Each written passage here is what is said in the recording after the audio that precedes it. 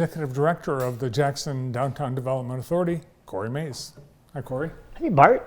Good to see you again. I saw Corey at Bright Walls quite a bit. He was downtown. That must have been awesome for the authority and all that you represent, having this such a successful festival. It was incredible. I mean, having seen all the different years, and I think everybody probably says, "Oh, this was the best," but I really felt like it was, and just this great culminating year, and so many murals and so many different things to see and do. If it was the two concert stages or all the food trucks or the mini mural contest, or just all the different things that you could see and do down here. Really an incredible set of days. A couple of neglected, forlorn parking lots and alleys were transformed into the central headquarters of the festival, and it's amazing. People were saying, "I had no idea this was back here." I heard that a lot. This alley's here, or I didn't know they could do this over here. Yeah. Just even looking at some of the back doors behind Ogma and Chase and all those other places, and you see these artists putting up these beautiful paintings on these doors. Just stunning. More reasons to come downtown. And as I mentioned earlier in the show, there's at least one mural that's still not done because the artist got COVID. Oh no! In the middle of painting. Oh. But other than that, we'll have, when that's done, 74 murals. 74. Yeah.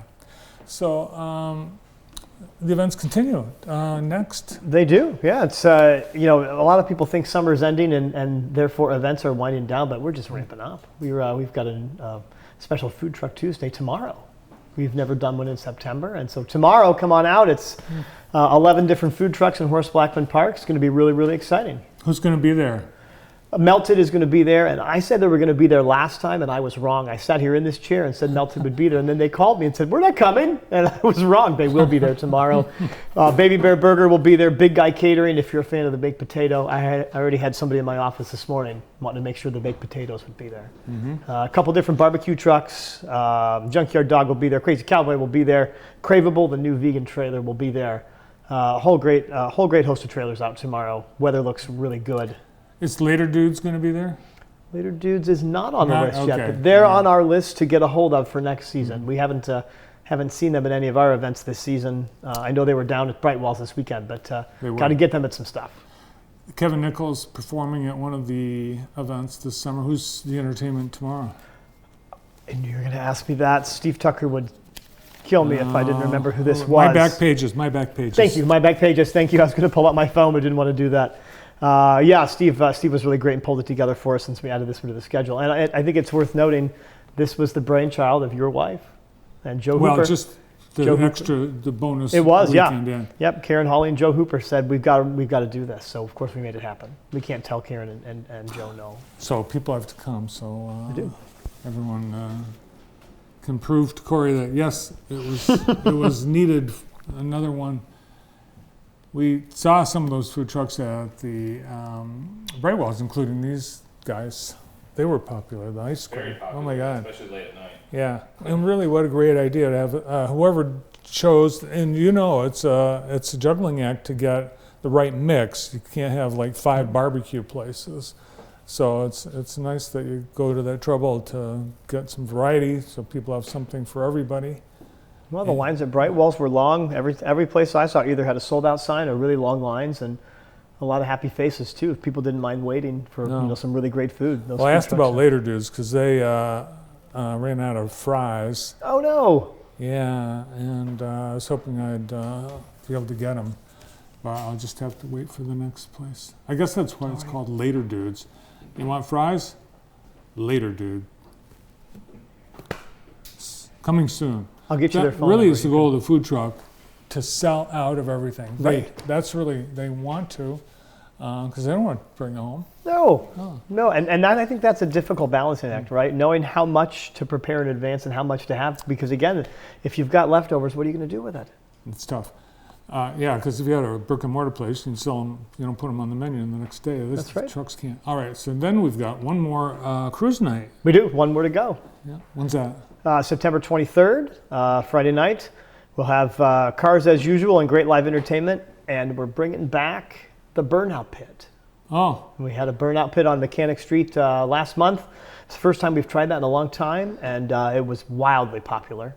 And so we're having some good conversations to see if we can make it even safer. And we're going to have fire department on site. We're going to have a water truck on site to wet the pavement down a little bit, so we keep the smoke down a little bit. so you say make it even safer, so there was an incident? No, Okay. no, All thank right. goodness, no.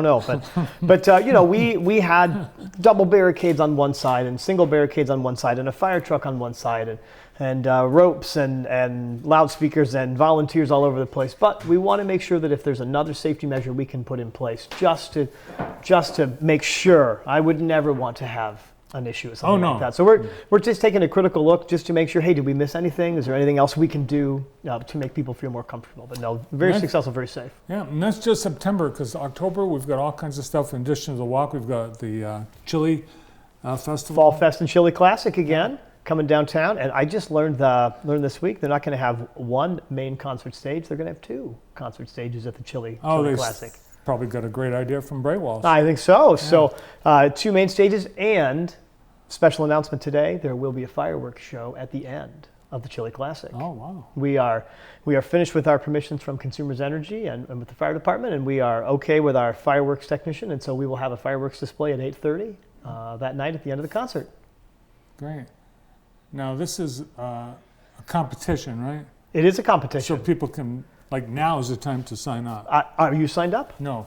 Why not? I don't I've know. heard We your didn't- chili is second to none. Well, it is. We've won, and we've Yeah. won twice in the history of the chili cook-off, so maybe we should just But who's retire as counting? champions. And, Yeah, my kids last night at dinner, they came up with a scheme. They were going to have their school buddies come together as a team oh, and cook chili. I said, I think you might need an adult sponsor. So they were looking for somebody who would sponsor their booth. That wasn't me. They didn't No. want me to do it. You know, they might come asking you.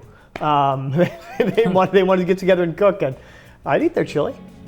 you know, it sounds like a great idea, but it's a lot of work, believe me. But it's fun. It's a great festival. We'll look forward to it. And then there's so much more, but we'll just catch up with you on the rest of the year later. Thanks for coming in. Can't wait. Come on downtown, see all the good stuff going on. That's right. You need to see it. It's different than the last time you were here. Executive Director of the DDA, Corey Mace. That's it. We're out of